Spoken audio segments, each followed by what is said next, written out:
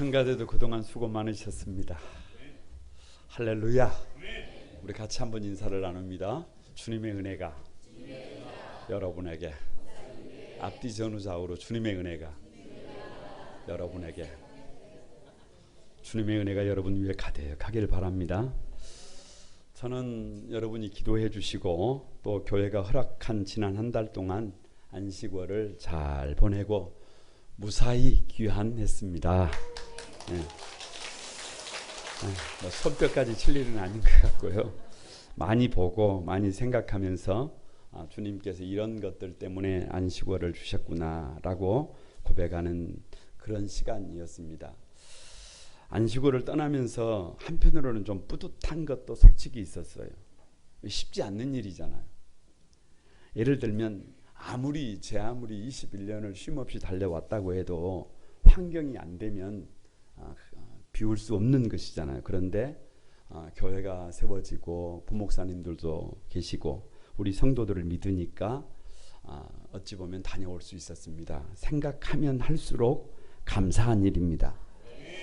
안식월 기간 중에 가만히 말씀을 묵상하는데 빌립보서 2장 13절을 읽고 있었어요. 이렇게 말씀하셨습니다. 너희 안에서 행하시는 이는 하나님이시니 자기의 기쁘신 뜻을 위하여 너희에게 소원을 두고 행하게 하시나니 라고 말씀하시더라고요. 평소에 잘 알고 있는 말씀이지만 그날따라 왠지 잠잠히 쓰나미처럼 감격이 몰려왔어요. 우리 안에 누가 하셨다고요? 우리 안에 행하시는 이는 하나님이시라는 거예요. 여러분 그냥 백문일답입니다. 정답은 하나님입니다. 뭐라고요? 하나님입니다. 우리가 세상을 살아가다가 보면 때때로 앞이 잘 안 보여요. 캄캄합니다. 도무지 희망을 찾을 수 없어요. 절망하고 좌절할 때 사실은 그때도 누가 일하고 있는 거예요. 하나님이 우리를 빚고 있는 거예요. 할렐루야. 아니 때로는 인생의 풍랑으로 용광로 같은 고난의 한복판을 지나는 그 순간에도 사실은 하나님께서 일하고 계심을 믿습니다. 여러분 우리 자녀들을 양육하는 분이 누구예요? 사실은 내가 양육하는 줄 알아요. 우리 부모님을 세우시는 분이 누구예요? 근데 내가 그렇게 하는 거라고 생각합니까? 그게 아니라니까요. 우리 부부를 서로 사랑하게 하시는 분이 누구예요? 내가 좀 잘해서? 아니 5월 스승 되게 하시는 분이 누구예요? 그걸 뭘 물어봐요? 그거 우리 하나님이라니까요. 우리 하나님이에요. 하나님의 열심히 그렇게 만들어가고 있는 것을 믿습니다. 5월 가정의 달을 맞이해서 가만히 생각한 것이 그거예요. 어떻게 자녀를 양육할 것인가? 어떻게 부모님을 공경할 것인가? 어떻게 부부간에 서로 사랑하며 살아가게 할 것인가? 가만히 이런 주제들을 생각할 때 그냥 마음속에 주신 감동이 다 같이 내가 하는 것이 아니라 다 같이 하나님의 열심으로 된다. 이걸 좀 나눠봐야 되겠다라는 생각을 했습니다. 그래서 하나님의 열심 첫 번째 시간인데 다 같이 한번 한 왕을 보았느니라. 거두절미하고 여러분 다윗은 전무후무한 이스라엘의 왕이에요. 그런데 그 왕을 아버지 이새가 세웠다. 이거 상당히 곤란한 질문이에요. 왜냐 그러면 시편을 보면 다윗이 그런 고백을 합니다. 부모님이 나를 버렸대요. 부모님이 나를 버려. 그러니까 무슨 말이냐 그러면 아버지 되는 이새가 다윗을 양육한 것이 아닙니다. 이새가 수고해서 이새가 헌신해서 이새가 잘해서 이새가 모범이 돼서 다윗을 왕으로 세운 것이라고 생각하면 그건 착각이에요. 그건 착각. 하나님이 일하셨음을 믿습니다. 아니 하나님의 열심임을 믿습니다. 다윗을 왕으로 세우신 분이 이새가 아니라 부모가 아니라 하나님이 다윗을 세운 줄로 믿습니다. 왜 하나님의 열심이냐? 여러분 첫 번째 생각할 것이 다 같이 한번 하나님의 보심. 하나님이 이렇게 보신다는 거예요. 1절 한번 같이 읽어봅니다. 1절 시작. 여호와께서 사무엘에게 이르시되 내가 이미 사울을 버려 이스라엘 왕이 되지 못하게 하였거늘 내가 그를 위하여 언제까지 슬퍼하겠느냐? 너는 뿔에 기름을 채워가지고 가라. 내가 너를 베들레헴 사람 이새에게로 보내리니 이는 내가 그의 아들 중에서 한 왕을 보았느니라. 그 누구도 지금 생각이 없어요. 그 누구도 지금 보지 못하고 있어요. 아버지도 보지 못하고 선지자도 보지 못하고 그 누구도 보지 못하고 있는데 하나님께서 이스라엘의 왕이 될 한 사람, 그 사람이 누구예요? 다윗이에요. 한 왕을 보고 있습니다. 그래서 사무엘 선지자에게 기름을 준비해서 이새의 집으로 보냅니다. 왜요? 이새의 아들 중에서 한 왕을 보았느니라. 여기서 보았다는 단어가 히브리어로 라하예요. 라하 무슨 말이냐? 보다, 바라보다, 조사하다, 세우다 뭐 이런 뜻이에요. 그래서 번역 성경마다 다 다르게 표현을 했어요. 개역 한글에서는 한 왕을 하나님이 예선하셨다. 공동 번역에서는 왕으로 세운 사람을 하나 보아 두었다. 새 번역에서는 왕이 될 사람 한 명을 골라 놓았다. 여러분 묻습니다. 비전이 뭐예요? 비전은 별것 아니에요. 비전은 보는 것입니다. 그래서 부모의 역할이 뭐냐 그러면 우리 자녀들에게서 어디에서 어떤 특별한 사람이 아니에요. 어떤 대단한 사람이 아니라 하나님이 나에게 주신 우리 자녀들에게서 누구를 보는 거예요. 왜 이렇게 자신이 없어요? 우리 자녀들에게서 누구를 보는 거예요? 한 왕을 보는 거예요. 얼마나 귀한지. 다 같이 얼마나 귀한지. 아니 막 가슴 절절히 막 얼마나 귀한지, 얼마나 소중한지를 누가 봐야 해. 누가 봐야 해. 내가 쓰레기로 보면 쓰레기통에 버립니다.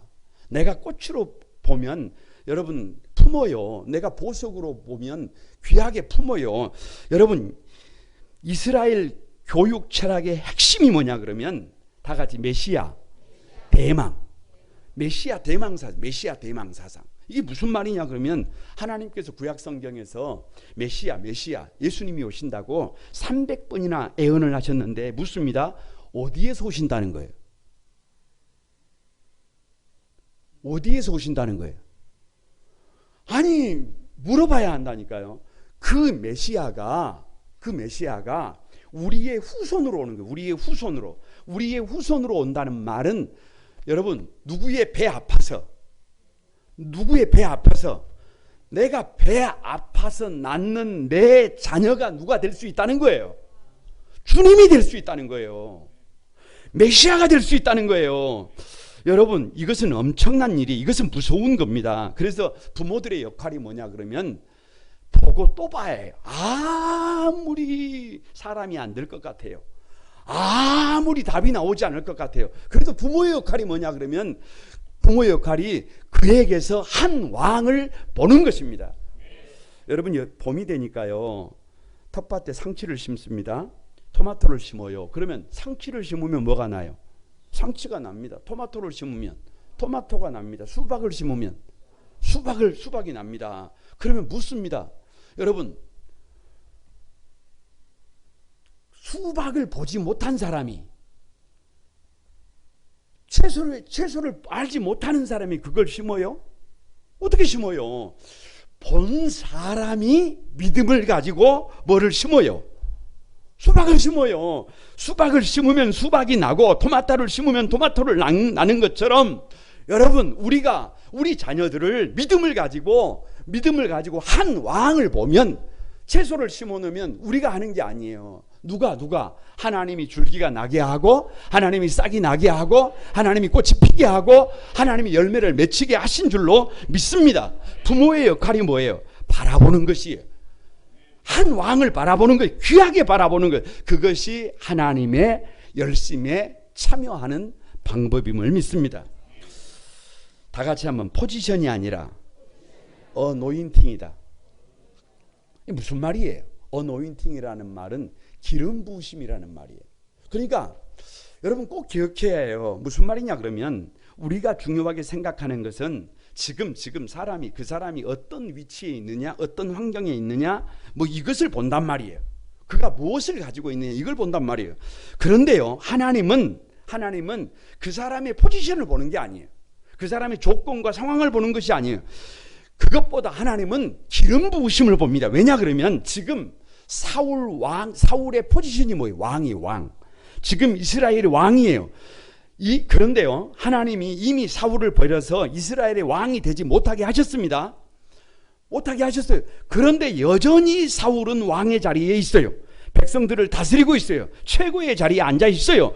권력의 정점에 있어요. 모든 사람이 부러워하고 있어요. 모든 사람을 다스리고 있어요. 그런데 하나님은 이미 그를 뭐 했어요? 버렸어요. 버려. 왜요? 하나님이 그를 버린 것입니다. 왜요? 왜? 그에게 기름 부으심이 없어요. 기름 부으심이 없어요. 그래서 부모는 자식을 볼 때 포지션을 보는 게 아니에요. 눈에 보이는 것을 보는 것이 아니에요. 하나님의 기름 부으심을 볼 수 있어야 합니다. 부모는 환경을 보는 것이 아닙니다. 조건을 보는 것이 아닙니다.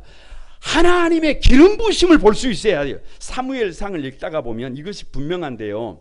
그 시대의 제사장의 직분은 엘리에게 있어요. 엘리 제사장에게 있어요. 그런데 하나님의 음성은 어린 사무엘에게 있어요. 어린 사무엘에게 있어요. 시간이 지나가면 누가 세워져요? 사무엘이 세워집니다. 제사장이라는 포지션은 엘리가 갖고 있지만, 앉아있지만, 하나님의 말씀과 기름 부으심은 누구에게 있어요? 사무엘에게 있어요. 우리 자녀들이요, 지금 아무리 좋은 포지션을 가지고 있어도, 아무리 환경이 좋아도, 아무리 모든 것을 다 갖추고 있어도, 아니, 저와 여러분이 능력이 있어가지고 우리 자녀들에게 이것도 해주고 저것도 해주고 모든 것을 다 해줘도 전혀 부족함이 없는 것처럼 그렇게 키워도, 여러분, 하나님의 기름 부으심이 없으면 뭐예요? nothing이에요. 아무것도 아닙니다. 포지션에 집착하지 말고, 환경에 집착하지 말고, 조건에 집착하지 말고, 상황에 집착하지 말고, 여러분, 하나님의 기름 부으심에 집중해야 해요. 지금 좀 가졌다고, 지금 좀 된다고, 지금 좀 다른 사람보다 낫다고, 그것이 전부라고요? 누가 그래요?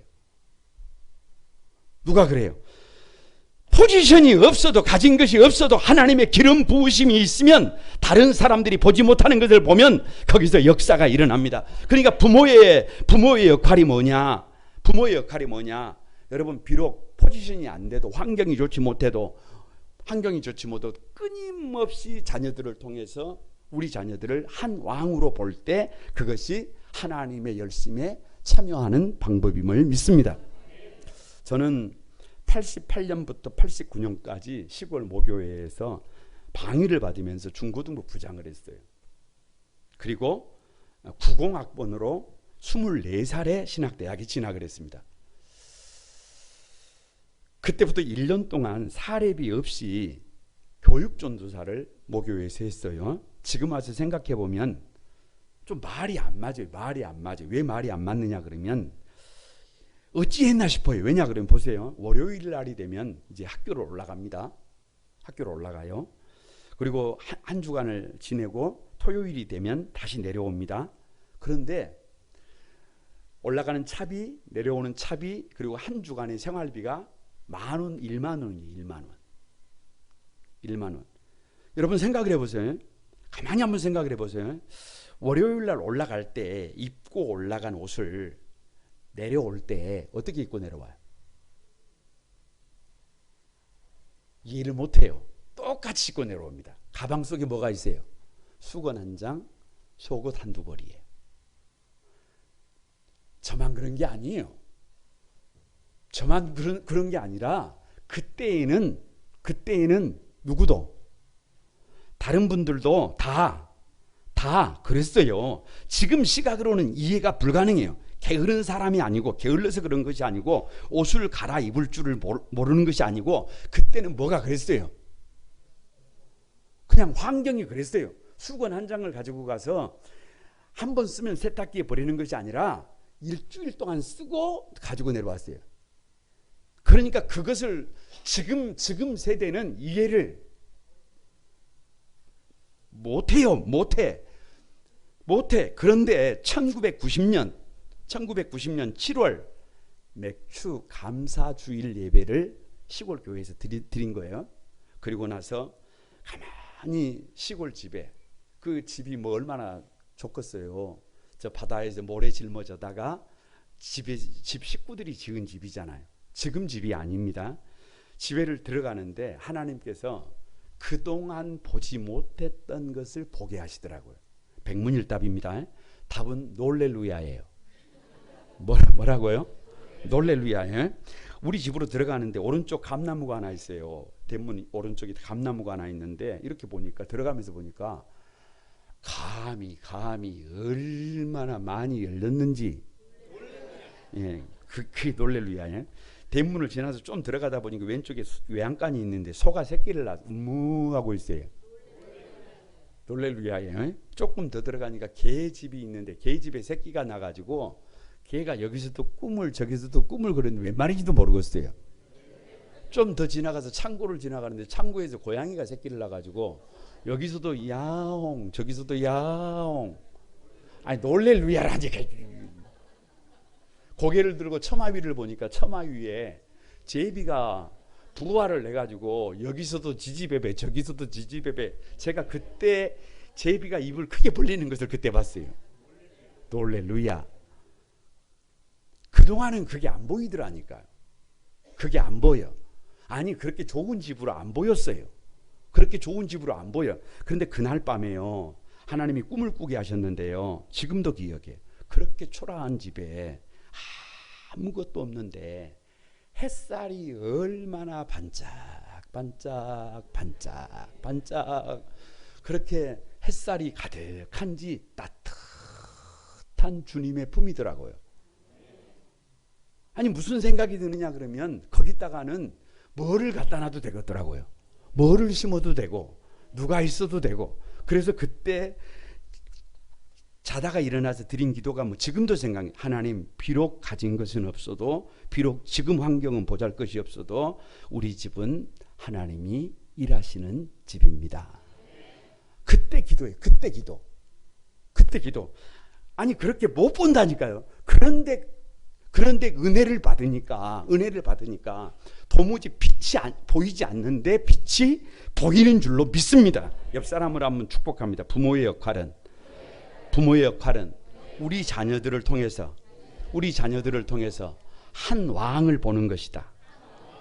다른 사람이 다 무시를 해도, 다른 사람이 다 사람 안 된다 그래도, 여러분 부모는 끝까지 자녀를 한 왕으로 보는 거예요. 그게 사명이에요. 그것이 아름답게 보는 것이 하나님의 열심에 참여하는 길임을 믿습니다. 왜 하나님의 열심이냐? 다 같이 용모와 키가 아닌 중심을 보신다. 7절 말씀 같이 한번 읽어봅니다. 7절 시작. 여호와께서 사무엘에게 이르시되 그의 용모와 키를 보지 말라. 내가 이미 그를 버렸노라. 내가 보는 것은 사람과 같지 아니하니 사람은 외모를 보거니와 나 여호와는 중심을 보시느라. 여러분 솔직히 한번 고백해 봅니다. 오늘 하나님은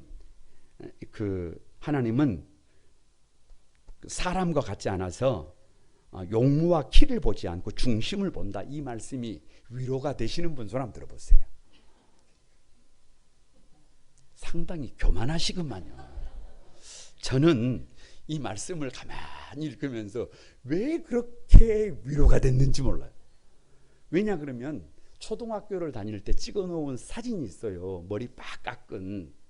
왜냐 그러면 우리 형님들은 좀 중학교를 다닌다고 아버님께서 이발을 해주실 때 니브를 끼워서 이렇게 이 머리를 깎아주는데, 나만 초등학교를 다닌다고 어떻게 깎아버렸어요? 그냥 빡빡이에요. 그러니까 어렸을 때 사진을 보면 그건 사람이에요, 사람이 아니에요. 아니 이게 문제가 많아요. 그런데 오늘 이 본문을 가만히 읽는데 영 위로가 되더라니까요. 위로가 돼. 왜? 하나님은 나의 용모, 나의 겉모습을 보시는 것이 아니라, 나의 키를 보시는 것이 아니라, 하나님은 나의 뭐를 보신다? 중심을 보신다. 하나님께서 사람을 보시는 기준이에요. 이세에게 아들이 7명이 있대잖아요. 지금 장남과 6 아들이 나오는데 딱 봐도 용모가 돼야 안 돼요? 용모가 돼요. 돼. 6절입니다. 6절 다 같이 시작. 사무엘이 엘리압을 보고 마음에 이르기를 여호와의 기름 부으실 자가 과연 주님 앞에 있도다. 뭐예요? 용모가 아주 그냥 대단합니다. 키가 엄청납니다. 딱 봐도 왕제입니다. 그래서 이렇게 고백했어요. 하나님이 예비해 놓으신 분이 여기에 있구나. 그런데 하나님이 뭐라 그러세요? 그의 용모와 키를 보지 말라. 내가 그를 버렸노라. 계시록을 묵상하는데 새벽기도 시간에 계시록 10장을 묵상하고 있는데 마지막 시대의 종말의 시대에 우리에게 주어진 사명이 뭐냐 그러면 주님을 닮아야 해요. 주님을 닮아. 그래서 우리 얼굴이 저 하늘의 해처럼 반짝반짝 빛나야 합니다. 뭐가? 우리 얼굴이 주님처럼 반짝반짝해. 우리 얼굴이 주님과 같아야 해요. 주님처럼 보여야 해요. 그런데 그러려면 전부 성형외과 가야 해요. 성형외과 비싸기조차 하는데 전부 다 가가지고 선남 선녀로 얼굴 뜯어 붙여야 합니까? 그런데 여러분 한번 생각을 해보세요. 얼굴은 천사 같고 얼굴은 이 겉모습은 주님 같은데 속이 막이면 하루 살고 나면 힘들어요. 하루 살고 나면 1년 살면 못 삽니다. 못 살아. 그런데 속은 이 밖은 뭐처럼 생겨도 죄송합니다. 딱 봐도 마귀처럼 생겼어요. 딱 봐도. 그런데 속이 어떻게 돼 있으면 속이 천사 같으면 속이 주님 같으면 하루를 살아보면 살아볼 만해요. 1년을 살아보면 이런 소리가 나옵니다. 와. 에? 아니 1년을 살면 한 10년 살면 어떻게 해요?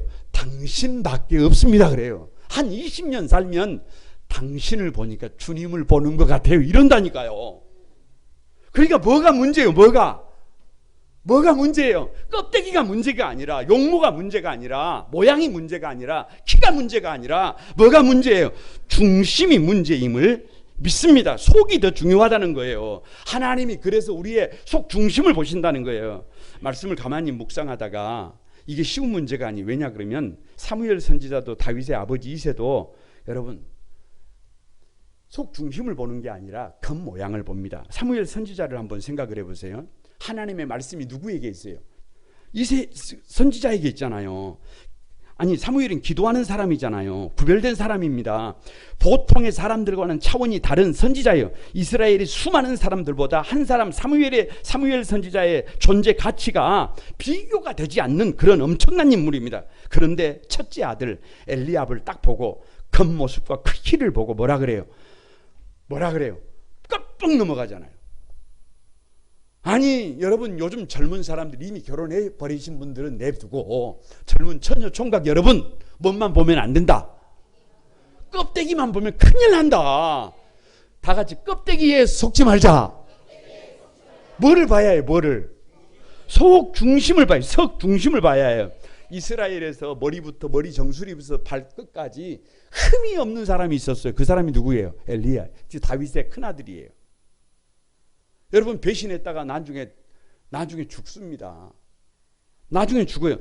여러분 선지자조차도 사무엘 선지자조차도 이걸 제대로 봐요, 못 봐요? 못 본단 말이에요. 다윗의 아버지 이새를 보시기 바랍니다. 7 아들이 있습니다. 그런데 막내 아들 다윗은 여러분 부르지도 않아요.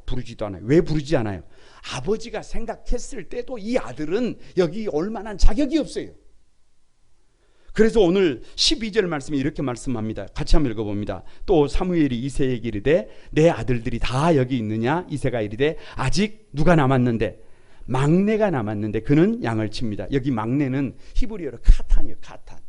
무슨 말이냐 그러면 가장 작다. 하찮은 중요하지 않은 이런 말이에요. 그러니까 아버지가 다윗의 외모를 볼 때 어떤 존재예요? 하찮은 존재예요. 성은 하씨, 이름은 차는. 그러니까 우리 주변에 딱 보면 겉모습이 딱 뭐한 사람들이 많아요. 뭐 아닌 것처럼 그래요. 그냥 그런다니까요. 그래서 자기 아들이지만 하찮게 봤어요. 별 볼 일 없이 봤어요. 여러분 이쯤 되면 세상 사람들 선지자가 이 정도 되고 예비가 이 정도 되면 보통의 사람들은 다 중심을 볼 생각도 없어요. 다 어디만 보고 살아가는 거예요. 외모만 보고 살아가는 거예요. 그런데 부모는 그러면 안 된다니. 부모는 그러면 안 된다는 거예요. 세상 사람들이 다 외면을 해도 다 환경만 보고 조건만 봐도 부모는 그 속 중심을 보는 것이 하나님의 열심에 참여하는 방법임을 믿습니다. 혹 우리 가운데 외모 때문에 여러분 자녀들의 외형 때문에 아파하시는 분들이 있습니까? 우리의 배경 때문에, 우리의 없음 때문에, 우리 자녀들의 학벌 때문에, 우리 자녀들의 상황 때문에 다른 사람들의 막 시선이 부담이 되는 분들이 계십니까? 절망하고 좌절하는 분들이 있습니까? 괜찮아요, 괜찮아. 왜 괜찮느냐? 하나님은 중심을 보십니다. 사람은 우리의 배경을 보고 외모를 보고 재물을 보고 힘과 능력을 보겠지만 하나님은 그런 기준으로 우리를 판단하지 않고 우리의 속 중심을 봅니다. 얼마나 진실한지. 아멘이라도 좀 하시오. 아멘이라도. 얼마나 진실한지를 봅니다. 얼마나 최선을 다하는지를 봅니다. 얼마나 몸부림치는지를 봅니다. 얼마나 감당해 보려고 눈물을 흘리는지를 봅니다. 얼마나 믿음으로 기도하는지, 얼마나 믿음의 정도를 달려가는지, 얼마나 구별된 삶을 사는지 하나님은 그것을 보는 줄로 믿습니다. 몸부림치고 주님 앞에 달려가면 우리보다 우리 하나님의 열심히 우리를 인도하심을 믿습니다. 사람은 과거의 기억으로 우리를 판단합니다. 현재의 모습으로 판단합니다. 그런데 하나님은 우리의 과거도 우리의 현재도 아니라 미래의 가능성으로 우리를 봐주십니다. 김춘수 시인의 시 꽃에서 그가 이렇게 노래합니다. 내가 그의 이름을 불러주기 전에는 그는 다만 하나의 몸짓에 지나지 않았다. 내가 그의 이름을 불러주었을 때 그는 나에게로 와서 꽃이 되었다. 여러분, 하나님이 사무엘 선지자를 통해서 다윗의 이름을 불러주니까, 다윗이 부모로부터 버림당한 것을 하나님이 알고 있어요. 다윗이 말도 못하고 혼자 저 깊은 산 속에서 양을 치고 있는 것을 알고 있어요. 다윗의 겉모습이 아니라 다윗의 속사람을 보시고 여러분 그의 이름 석자를 불러주니까 여러분 다윗이 걸어 나오는데 그의 빛이 붉고 그의 눈이 빼어나고 그의 얼굴이 아름다워요. 누가 불러주니까, 우리가 아름답다고 불러주니까. 그러니까 교회의 사명이 뭐예요? 교회의 사명이 아무리 환경이 아니다고, 아무리 부모라도 답이 나오지 않는다고, 아니 학교를 가도 직장을 가도 여기를 가도 저기를 가도 답이 안 나온다고 해도 교회에 나오면 답이 나온다고 말을 해야 해요. 여러분, 부모된 자는 답이 나온다고 말을 해야 해요. 아니 우리 사랑하는 성도들 한 사람 한 사람을 우리 스스로가 꽃으로 봐야 해요. 우리가 꽃이라고 불러주면 꽃이 되고, 우리가 쓰레기라고 말하면 쓰레기가 되고, 우리가 보석이라고 말하면 보석이 됩니다. 이것이 부모가 하나님의 열심에 참여하는 방법임을 믿습니다. 여러분, 옆 사람을 한번 축복합니다. 하나님의 선택의 기준은 겉사람이 아니라 그러면서도 겉사람만 보지요. 그러면 안 됩니다. 겉사람이 아니라 속 중심이다. 용모와 키가 아니라 믿음이다. 여러분, 그것을 볼 수 있어야 하나님의 열심에 참여할 수 있음을 믿습니다. 왜 하나님의 열심이냐? 다 같이 한번 일상에 성실함을 보신다. 뭐를 보신다고요? 일상, 무명의 일상에 성실함을 봅니다. 13절 한번 읽어봅니다. 13절 시작. 사무엘이 기름 뿔병을 가져다가 그의 형제 중에서 그에게 부었더니 이날 이후로 다윗이 여호와의 영에게 크게 감동되니라. 사무엘이 떠나서 라마로 가니라. 다윗이 생각지도 못했는데 기름 부음을 받았어요. 왕이라는 거예요. 기름 부음을 받고 난 뒤에 다윗의 태도입니다. 여러분, 기름 부음을 받은 후에 다윗은 바로 왕이 됩니까? 그러면 얼마나 좋겠어요. 긴 시간 무명의 세월을 보냅니다. 달라진 것이 없어요. 그러면 기름 부음을 받고 난 뒤에 다윗이 할 일이 뭐냐? 여러분, 이유 없어요. 일상의 자리에서, 무명의 자리에서 조급해하지 말고 기다려야 합니다. 왜? 지금 왕이 누구예요? 사울 왕입니다. 지금 왕이 사울이에요. 14절을 보세요. 여호와의 영이 사울에게서 떠나고 여호와께서 부리시는 악령이 그를 번넣게 한지라.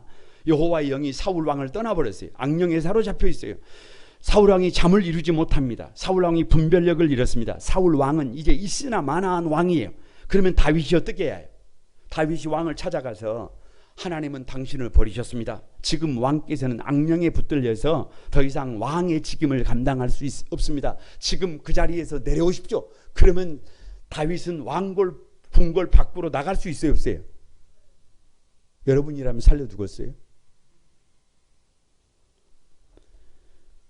만약에 다윗이 기름 부음을 경험하고 조급함을 가졌더라면 심각한 위험에 직면했을 것입니다. 와, 내가 왕이다. 내가 드디어 입성하는구나. 이제부터는 내가 왕인데 내가 왜 저런 미치광이 왕을 섬겨야지. 내가 칼이라도 뽑아들고 왕을 몰아내야 되겠다. 이렇게 생각을 했다면 여러분, 다윗은 출발도 하지 못했을 것입니다. 다윗은 조급해하지 않았고 악령에 들려 고통 속에 있는 사울 왕을 끝까지 섬깁니다. 다윗이 악령이 들린 사울 왕을 위하여 연주를 하면 악령이 떠나가서 여러분, 사울이 제정신을 차렸습니다. 잠을 잘 수 있었습니다. 누가 알아주지 않아도, 누가 인정해주지 않아도 무명의 일상에서 다윗은 성실합니다. 최선을 다합니다. 무명의 이름으로 최선을 다합니다. 이것이 다윗의 비범함입니다. 이것이 여러분, 어찌 보면 하나님의 열심에 참여하는 우리 부모된 자들의 자세임을 믿습니다. 저는 개인적으로 이런 생각을 참 많이 해요. 한번 답해 보세요. 우리의 삶은, 저와 여러분의 삶은 순간순간 아주 역동적이고 액티비티하다. 2번, 우리의 삶은 의외로 단조롭다. 왜 그리 자신이 없어요? 여러분, 단조로워. 어제 살았던 방법으로 오늘을 살고 오늘 살았던 방법으로 내일을 살아갑니다. 1년 전에 살던 그대로 오늘도 살고 있고 오늘 사는 모습으로 1년 뒤에도 그렇게 살아갑니다. 나는 아닌데 그러시는 분들이 계셔도 상관없어요. 그렇게 반복이 됩니다. 문제는 이 반복된 삶에서 누가 얼마나 성실하느냐, 이 반복된 삶에서 누가 얼마나 감사하느냐, 이 반복된 삶에서 누가 얼마나 승부를 내느냐, 그것이 그 사람의 미래를 바꿔놓습니다. 세상을 살아보니까요, 삶은 반복과 누적의 결과예요. 저는 일주일의 삶을 가만히 이렇게 제 스스로 점검을 해보면 반복과 누적입니다. 변함없이 성경을 읽고 새벽이 되면 새벽을 깨워 기도합니다. 반복입니다. 변함없이 새벽 기도를 마치고 나면 자전거를 타고 올라가기 싫어도 산에를 비비고 올라가서 철봉을 잡으면 무서워도 다시 어떻게 해요? 다시 땡깁니다. 반복이에요. 누적이에요. 변함없이 교회와 성도들에게 마음을 두고 돌아보고 또 돌아봅니다. 반복입니다. 아멘이라도 좀 하시오. 변함없이 금요일이면 외출을 삼가고 책상에 앉아서 한 주간의 묵상을 설교로 다듬어내고 한 번 다듬고 두 번 다듬고 최소 3번 이상을 담아냅니다. 다듬어냅니다. 반복입니다. 누적입니다. 왜요? 누가 얼마나 일상에서 집중력 있게, 누가 얼마나 일상에서 성실하게, 누가 얼마나 무명의 자리에서 최선을 다하느냐가 그 사람의 미래를 바꿉니다. 하나님은 특별한 순간을 보시는 것이 아니라 아무도 알아주지 않는 그 무명의 일상에서 성실한 그를 하나님이 지켜보고 있음을 믿습니다. 다윗의 삶에서 미래의 왕이라는 조짐은 여러분 찾아보기가 어려워요. 무명이요, 무명. 초라합니다. 이름 없는 삶입니다. 그 긴 일상에서 다윗은 얼마나 고독했을까. 하나님의 언약은 이루어질 것 같지가 않고 문제는 계속되고 첩첩산중입니다. 환경은 더 어려워지는 것만 같습니다. 변화가 없습니다. 얼마나 답답할까요? 그러나 꼭 기억하시기 바랍니다. 하나님은 그런 반복된 일상의 고독을 통하여 하나님의 열심히 다윗을 훈련시키고 있는 줄로 믿습니다. 마찬가지예요. 우리도 그렇게 바꿔놓고 있습니다. 여러분, 학생으로 살아간다는 것이 쉽지 않습니다. 청년으로 살아간다는 것이 쉽지 않습니다. 부모된 자로 살아가는 것이 쉽지 않습니다. 힘이 들수록, 버거울수록, 도무지 길이 보이지 않을수록 묵묵히 자신의 자리에서 변함없이 성실함으로 달려가는 그 사람을 하나님은 지금도 다듬고 계시고, 그 사람을 준비시키고 계시고, 그 사람을 세우고 계시는 하나님의 열심을 믿습니다. 다윗이 아버지의 심부름을 위하여 전쟁터에 갔다가 블레셋의 골리앗을 보고 싸우려고 합니다. 왕이 묻습니다. 너 뭐 하는 자냐? 양을 치는 자입니다. 왕이 말합니다. 너는 소년이다. 너는 골리앗과 싸울 수 있는 존재가 못 된다. 다윗이 말합니다. 종이 아버지의 양을 지킬 때에 사자나 곰이 와서 양떼에서 새끼를 물어가면 내가 도망갔습니다. 이렇게 하지 않아요. 내가 피했습니다. 이렇게 하지 않아요. 내가 따라가서 그것을 치고 그 입에서 새끼를 건져내었고 그것이 일어나 나를 해하고자 하면 내가 사자의 수염을 잡고 내가 곰의 아가리를 찢어서 그것을 쳐 죽였습니다. 이것이 다윗의 비범함이에요. 특별한 자리가 아니라 아버지가 맡겨주신 아무도 알아주지 않는 그 자리에서 기름 부음을 받고도 무명의 상태에도 이름도 없고 존재감도 없는 그 자리에서 자신이 선 그 자리에서 목동이 선 그 자리에서 아버지가 맡겨주신 그 양을 칠 때 어떻게 감당합니까? 최선을 다해서 성실함으로. 여러분, 그 양들을 구하기 위해서 최선을 다합니다. 그 어디에도 불평이 없어요. 가만히 목동으로서의 삶을 통하여 수많은 주옥 같은 시편을 기록합니다. 복 있는 사람은 여호와는 나의 목자시니. 여러분, 하나님이 보시는 한 왕이 누구냐고요? 특별한 사람이라고 생각하세요? 천만의 말씀입니다. 천만의 말씀입니다. 무명의 존재, 무명의, 이름도 없고 존재감도 없는 그 무명의 자리에서, 저 시장에서 물건을 팔아도 자기가 근무하는 직장에서 이름 없는 자라고 할지라도 가만히 거기에서 그 자리에서 믿음의 꽃을 피워내는 그 사람이 이 시대의 한 왕임을 믿습니다. 지금 여기 내가 서 있는 이 자리에서 이 일을 통해서 만나는 이 사람들을 통해서 믿음의 꽃을 활짝 피워내는 사람입니다. 무명의 자리에서도 가족들을 사랑하고 주님의 몸된 교회를 섬기며 맡은 분야에서 한 왕처럼 그 직임을 묵묵히 감당하는 사람들이 우리 시대의 진정한 왕임을 믿습니다. 사람의 인격은 칭송받지 않을 때, 존중받지 않을 때 그때 빚어집니다. 그때 만들어집니다. 그러기에 복 있는 인생을 살고 싶으면 언제 잘해야 해요? 이름 없을 때, 무명일 때, 존재감이 없을 때, 누가 알아주지 않을 때, 그때 잘해야 합니다. 무명의 시절에 영성과 차질을 갈고 닦아야 합니다. 아무도 관심 갖지 않는 그때 훈련이 되어야 합니다. 다윗의 비범함은 무명의 자리에서도 중단되지 않았습니다. 무명의 자리에서 지루하지 않았습니다. 평범한 일상이지만, 반복적이고 단조로운 일상이었지만 단조로움 없이 베들레헴 작은 소년을 왕위에 오르기까지 하나님의 열심히 그를 다스려 갔습니다. 옆 사람을 한번 축복합니다. 무명의 성실함을 살아가는 것이 하나님의 열심에 참여하는 비결이다. 할렐루야.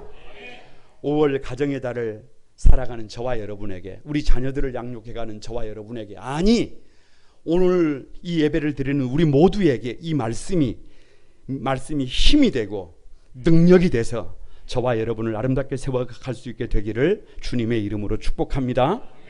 찬양하면서 우리 결단하면서 기도하겠습니다.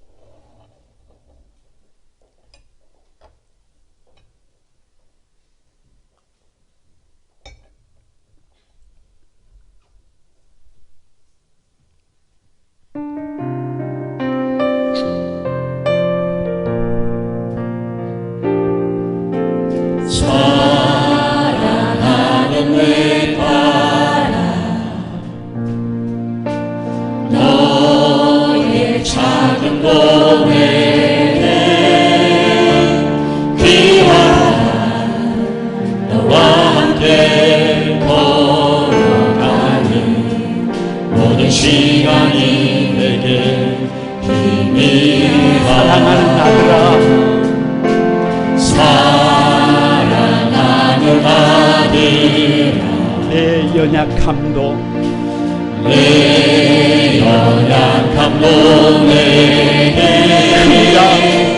큽니다. 너로 인해 잃어버린 나의 양들이 돌아오리라.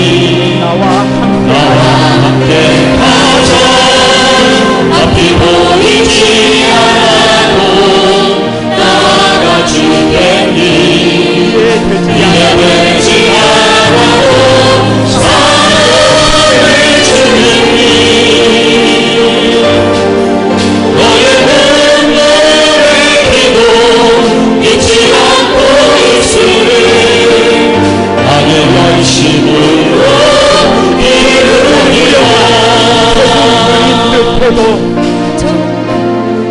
조금 느린 듯해도 기다려 주겠니 조금 더딘 듯해도 믿어줄 수 있니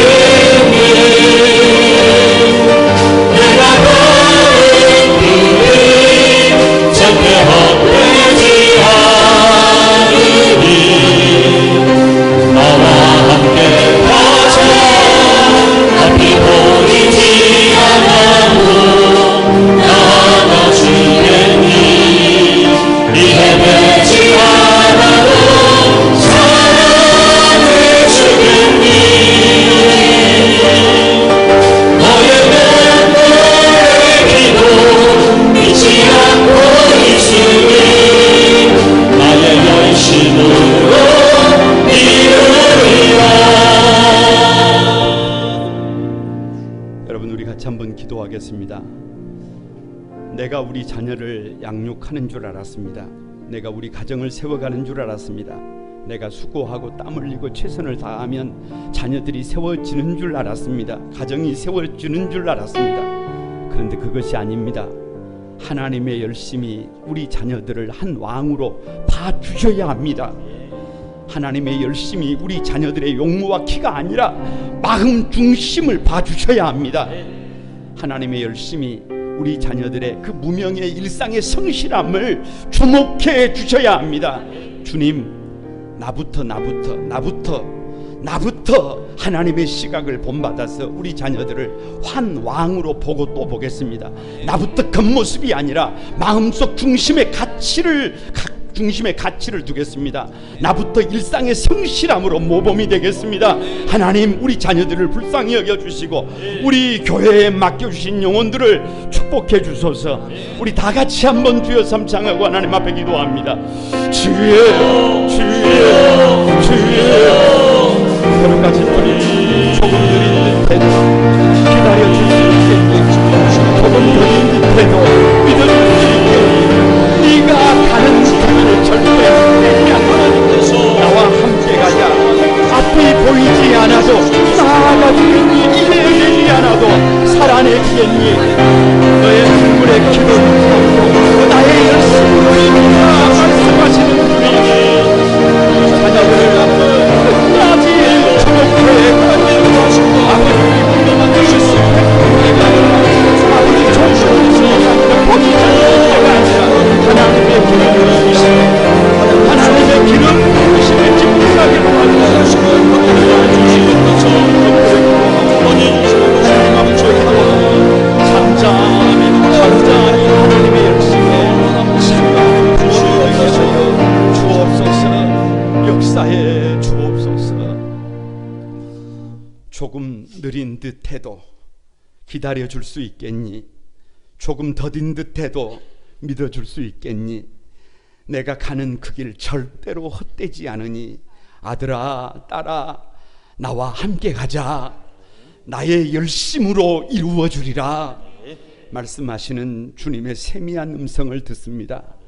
두고 보기에도 아깝고 보배로운 우리의 자녀들, 우리가 세우는 줄 알았는데 하나님의 열심이었습니다. 하나님, 그 하나님의 열심에 참여하고 싶습니다.